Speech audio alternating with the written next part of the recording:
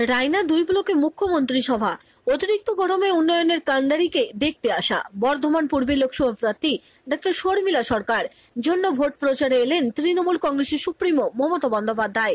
এত গরমে মানুষের আসার কারণ লক্ষ্মী ভান্ডার, কৃষক বন্ধু, নানা রকম উন্নয়নের জন্য কি বলছেন এলাকার মানুষ। অজিত কুন্ডু, নিজস্ব সংবাদদাতা, বঙ্গ এক্সপ্রেস নিউজ। অতিরিক্ত গরমে তাতেও মানুষ এসছে, কি কারণে এলো? অতিরিক্ত গরমে আসার কারণ হচ্ছে মেন হচ্ছে মুখ্যমন্ত্রী হচ্ছে মমতা ব্যানার্জি।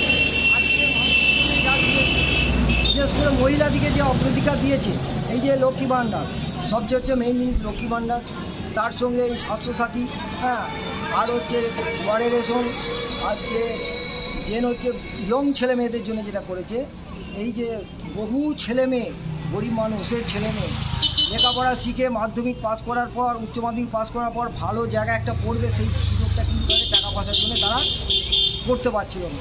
কারণ আমার আর্থিক অবস্থা অনেক রিক্সাওয়ালার ছেলে ভালো, একটা মুদিখানার ছেলে ভালো রেজাল্ট করে নিল, কিন্তু তাদের পড়াশোনার যে সুযোগটা মমতা করে দিয়েছে, ক্রেডিট কার্ড, 10 লক্ষ টাকার যে ক্রেডিট কার্ড করে দিয়েছে, কোনো তার জন্য কোনো হচ্ছে রাজ্য সরকার সমস্ত দায়িত্ব নিয়েছে। এই পড়াশোনার সুযোগগুলো আমরা চোখের সামনে দেখতে পাচ্ছি, খুব গরিব মানুষের ছেলে বহু ভালো ভালো জায়গায় পড়ছে।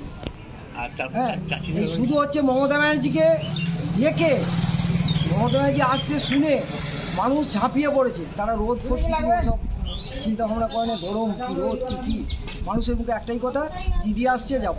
আচ্ছা, চাষিদের ব্যাপারে কি বলুন?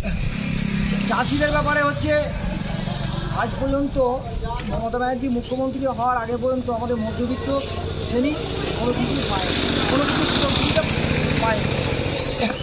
একমাত্র মমতা ব্যানার্জি মুখ্যমন্ত্রী হওয়ার পর ও তো সমস্ত স্তরের শ্রেণীর লোকের সুযোগ সুবিধার জন্যে চিন্তাভাবনা করে। ওই যে টালির ঘরে শুয়ে শুয়ে যখন দেখে যে সারা চিন্তা করে আমার মধ্যবিত্তগুলো কী করছে, আমার গরিব মানুষগুলো কী করছে, আমার এই মানুষগুলো কী করছে, সারা রাত শুয়ে শুয়ে কিন্তু টালির ঘর থেকে শুয়ে শুয়ে চিন্তা ভাবনা করে। আর বাকি যা নেতৃত্ব, ওই যে কিন্তু এরা তো যে এসি ঘরে তো শুয়ে থাকে, এরা তো আর ফাঁকের আবহাওয়াটা দিতে পারে না, দেখতেও পারে না। তখন চিন্তা করলো মধ্যবিত্তদের জন্য তো আমি কিছু করিনি, তাহলে মধ্যবিত্তের জন্য একটা কিছু করতাম। তখন মধ্যবিত্তের জন্যে যাদের জমি আছে 10,000 টাকা, আর নিম্ন শ্রেণী যারা জমি আছে 4,000 টাকা করে প্রকল্প চালু করে। কি নাম? আমার নাম অজিত কুন্ডু, অঞ্চল।